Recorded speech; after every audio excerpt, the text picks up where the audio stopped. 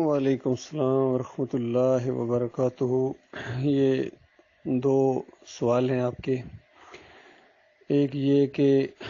آپ کے خاندان میں، آپ کے قبیلے میں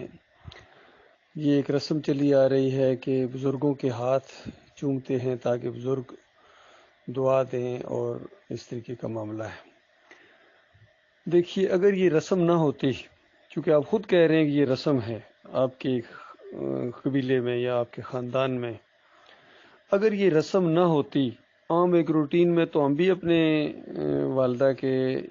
جب بھی ملاقات ہوتی ہے جا کے ہاتھ تو ہم چومیں گے۔ اس سے علاوہ جو کچھ لوگ کرتے ہیں پاؤں میں بوسہ دے، وہ تو بالکل سوال ہی پیدا نہیں ہوتا، وہ جھکنا اس طریقے سے نہیں، لیکن ماں ہے، اس کے ماتھے پر بوسہ دے دینا، اس کے ہاتھ پر بوسہ دے دینا پیار محبت سے، یہ تو بہت ہی پسندیدہ چیز ہے اور بہت ہی شفقت ہے جو آپ اپنے والدین کے لیے کریں۔ اور دعائیں لی نہیں جاتی، بلکہ وہ خود ان کے اندر سے دعائیں نکلتی ہیں، جب وہ خوش ہوتے ہیں تو ان کے اندر سے دعائیں نکلتی ہیں، وہ اصل چیز ہے۔ باقی یہ بار بار کہنا اگر دعا کرنا میرے لیے دعا کرنا، امی جی دعا کرنا، ابو جی دعا کرنا، یہ غلط باتیں ہیں۔ دعا لی جاتی ہے، کرائی نہیں جاتی ہے۔ تو اب جو کہ آپ نے کہا ہے کہ آپ کے خاندان میں ایک رسم ہے، تو یاد رکھیے کسی شاعر نے بڑا زبردست جملہ بولا ہے، سبق آموز، کہ ہم موعد ہیں ہمارا طریق ہے ترک رسوم، کہ ہم تو موعد لوگ ہیں، ہم تو بالکل ہمارا تو طریقہ یہی ہے کہ رسم و رواج کا ہم کلا کما کرتے ہیں۔ کوئی چیز رسم و رواج ہو جو دین نہیں ہے، رسم و رواج ہے، اس کا کلا کما کرنے والا ہوتا ہے مومن، صحیح جو اصلی مومن ہوتا ہے۔ تو اس انداز سے چونکہ آپ کے خاندان میں گھرانے میں ایک رسم پڑ چکی ہے، تو آپ اس کا یعنی کلا کما کریں اور احساس دلائیں لوگوں کو کہ آپ اس رسم و رواج کے پابند نہیں ہیں، بلکہ آپ اللہ کی وجہ سے، یعنی جس طرح اللہ نے حکم دیا ہے والدین کی خدمت کرنے کا، پیار کرنے کا، محبت کرنے کا، احترام کرنے کا، وہ والا انداز اختیار کریں، اور اس چیز کا ذکر کیا کریں اپنے خاندان کے اندر کہ یہ جو ہمارے اندر ایک رسم ہے بالکل ہمیں نہیں کرنی چاہیے، تاکہ ایک گواہی بھی پڑے کہ آپ اس رسم کے خلاف ہیں، اس کے ساتھ چلنے والے نہیں ہیں بلکہ اس کو توڑنے والے ہیں۔ یہ معاملہ ہو گیا۔ دوسری بات جو آپ کے ذہن میں ایک چیز پیدا ہو گئی کہ گن گن کے اللہ کی تسبیح کرنا، یہ دیکھیے نبی علیہ السلام نے جو چیز جس طرح سکھائی ہے اسی طرح اس میں خیر ہے، اور اللہ تعالیٰ کا نظام جو محسوس ہوتا ہے وہ بڑا ہی فطری ہے، اور ہماری جو نفسیات ہیں اس کے مطابق اللہ تعالیٰ نے یہ چیزیں رکھی ہیں، کیونکہ انسان کی یہ فطرت ہے، یہ کوئی چیزیں گن گن کے کرنا، یہ اس کی فطرت ہے، اللہ تعالیٰ نے اس کے مزاج کے مطابق رکھا ہے معاملہ۔ دیکھیے فجر کی 2 فرض رکھے ہیں، یعنی 2 سنت اور 2 فرض، یہ نہیں رکھا بھائی بس جتنے مرضی سنت پڑھ لیا کرو، جتنے مرضی فرض پڑھ لیا کرو، ایسا نہیں ہے۔ اللہ تعالیٰ نے ایک طریقہ رکھا ہے۔ پھر اس کے بعد زکوٰۃ کا ایک نصاب رکھا ہے، اتنے اونٹ ہوں تو اتنی بکریاں ہوں تو اتنی، پھر اس طریقے سے بیت اللہ کے طواف 7 چکر۔ اب بندہ کہ نہیں بھائی میں کیا گن کے، میں تو بس بغیر گنے چکر لگاتا رہوں گا، زیادہ ہوں کم ہوں، ایسا نہیں چلے گا۔ جو اللہ تعالیٰ نے جس طریقے سے طریقہ بتایا ہے اسی میں خیر ہے۔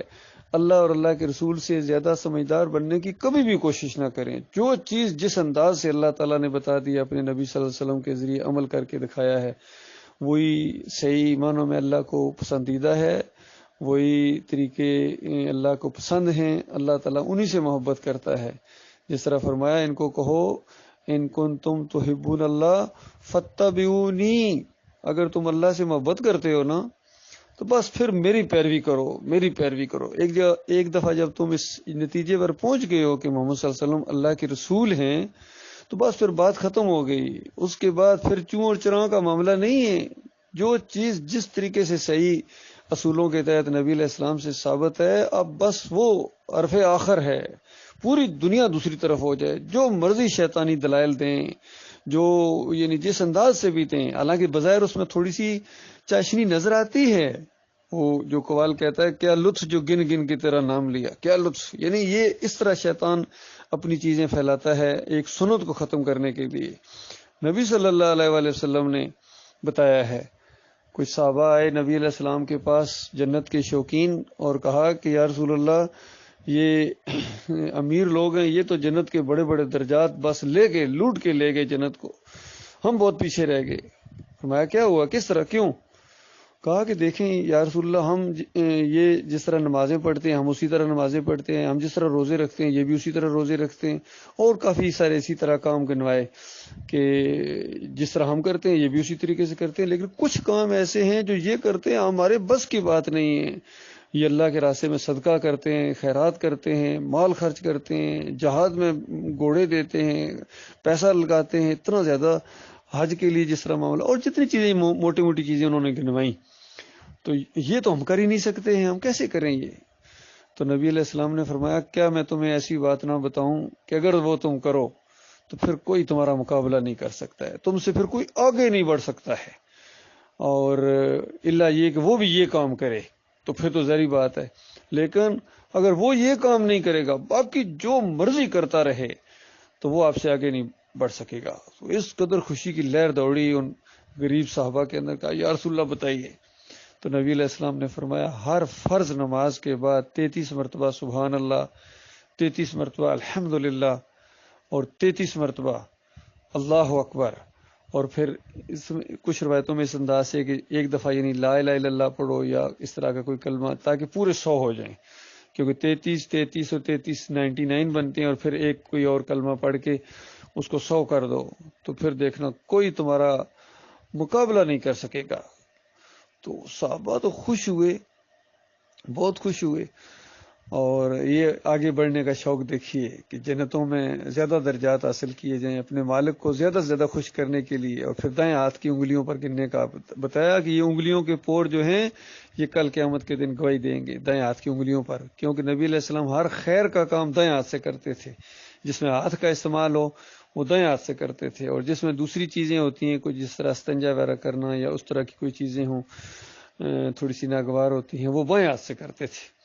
تو آپ دیکھیے یہ نبی علیہ السلام کا ایک طریقہ ہے، اللہ تعالیٰ نے بتایا اپنے نبی کو، اور نبی علیہ السلام نے سمجھایا۔ اب کوئی بندہ کہ نہیں جی یہ کیا بات ہوئی 33 مرتبہ، میں تو بس بغیر گنے کروں گا، تو بتاؤ اس کا یہ عمل اللہ کے یہاں قبول ہوگا؟ ہرگز قبول نہیں ہوگا، جتنی مرضی مرتبہ، یعنی ویسے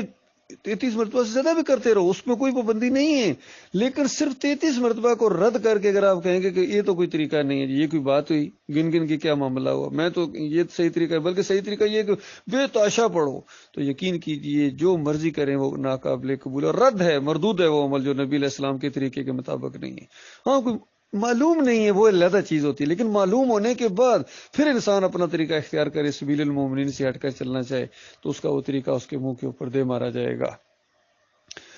پھر دیکھیے نبی علیہ السلام کے جتنے دعائیں ہیں، اذکار اگر آپ پڑھیں، باب الاذکار جتنے ہیں، اس کے اندر اتنی بڑی بڑی فضیلت ہے کہ عقل حیران ہے، یقین کیجئے کہ ہمارا مالک کتنا مہربان ہے۔ ایک روایت میں آتا ہے کہ یہ اگر کلمہ کوئی 100 مرتبہ پڑھے، لا الہ الا اللہ وحدہ لا شریک لہ لہ الملک ولہ الحمد وہو علی کل شیء قدیر، کیا توحید کا کلمہ ہے۔ اور اگر کوئی 100 مرتبہ پڑھے اور اپنا روٹین بنا لے تو فرمایا قیامت کے دن کوئی انسان ایسا نہیں ہوگا جو اس بندے کے مقابلے میں یعنی اس کے برابر عمل لے کے اللہ کے سامنے آئے، کوئی ایک بھی ایسا نہیں ہوگا، الا یہ کہ کوئی اور ہو خوش نصیب جو 100 سے ایک مرتبہ زیادہ پڑھ لے، اگر ایک مرتبہ بھی زیادہ اس نے پڑھ لیا تو اس کا درجہ پھر آگے نکل گیا۔ اسی طرح ایک اور کلمے کے بارے میں فرمایا سبحان اللہ و بحمدہ، سبحان اللہ و بحمدہ، سبحان اللہ و بحمدہ۔ یہ کلمہ کتنا آسان سا ہے، 100 مرتبہ پڑھے تو اس کے پچھلے تمام گناہ معاف کر دیے جاتے ہیں، اگر سمندر کی جھاگ کے برابر ہوں گناہ تب بھی معاف کر دیے جاتے ہیں۔ بتائیے کتنی رحمت ہے، کتنی شفقت ہے۔ پھر اسی طرح فرمایا 3 کلمے ایسے ہیں جو زبان پر بہت ہی ہلکے ہیں، یعنی بڑی آسانی کے ساتھ وہ یاد بھی ہو جاتے ہیں، ادا بھی ہو جاتے ہیں، لیکن کل قیامت کے دن جب میزان میں رکھے جائیں گے نا تو اس کے بعد اتنا ان کا وزن ہے، اتنا ان کا وزن ہے جس آج تصور نہیں کیا جا سکتا۔ اور اللہ ہمارے مالک الرحمن کو وہ اتنے محبوب ہیں، اتنے محبوب ہیں کہ آج تصور نہیں کیا جا سکتا۔ اور وہ کلمے کون سے ہیں؟ سبحان اللہ و بحمدہ سبحان اللہ العظیم، یہ کلمہ ہے۔ پھر اس کے بعد لا الہ الا اللہ جو سارے اذکار کا سید الاستغفار ہے، ذکر سب سے بڑا ذکر جو ہے، سب سے بڑا کلمہ ذکر کا وہ لا الہ الا اللہ ہے، لا الہ الا اللہ، یہ بہت بڑی کلمہ ہے۔ اس کے بارے میں بھی اسی طریقے سے آتا ہے جو 100 مرتبہ دن میں پڑھے گا۔ تو یہ کہ بے شمار حدیثوں کے اندر ہے، تھوڑی نہیں، بخاری مسلم کی روایتیں ہیں، اس طرح کی تعداد آئی ہے۔ تو یہ اللہ تعالیٰ نے رحمت فرمائی ہے، شفقت فرمائی ہے ہمارے اوپر، ہمیں ترغیب دینے کے لیے، چونکہ انسان انہی چیزوں کو سمجھتا ہے۔ اور اس کے مقابلے میں جو صوفیوں نے گڑے ہیں، یہ اتنی رکت صلاۃ التسبیح اور پھر جناب اتنی مرتبہ یہ درود لکھوی اور فلاں، یہ اس کا مقابلہ کرنے کے لیے جو ان کو مانے گا، ان تعدادوں کو مانے گا، ان صوفیوں کی جو تعداد بتائی ہوئی ہے، ان کے مولویوں نے جو تعداد بتائی ہوئی ہے، یہ بالکل اللہ کا مقابلہ کرنے کے لیے ہے، ان کی تعداد کو رد کرنا ہے۔ نہیں، تمہاری ہم بالکل بات ماننے کے لیے تیار نہیں ہیں، ہم تو وہ طریقہ اختیار کریں گے جو ہمارے مالک نے، ہمارے خالق نے اپنے نبی کے ذریعے ہم تک پہنچایا ہے، اور صحابہ اکرام نے جس کو اختیار کیا۔ یہ معاملہ ہے، تو اس معاملے میں ذرا برابر شک نہیں ہونا چاہیے کہ نبی علیہ السلام کا طریقہ ہے تو عقل کا معاملہ ہو یا اذکار کا معاملہ ہو، تو پھر ذرا برابر دل کے اندر شک نہیں ہونا چاہیے، اور ذرا برابر یہ نہ ہونا چاہیے کہ کوئی زیادہ سمجھدار بننے کی انسان کوشش کرے۔ اللہ تعالیٰ غور و فکر کرنے کی توفیق عطا فرمائے۔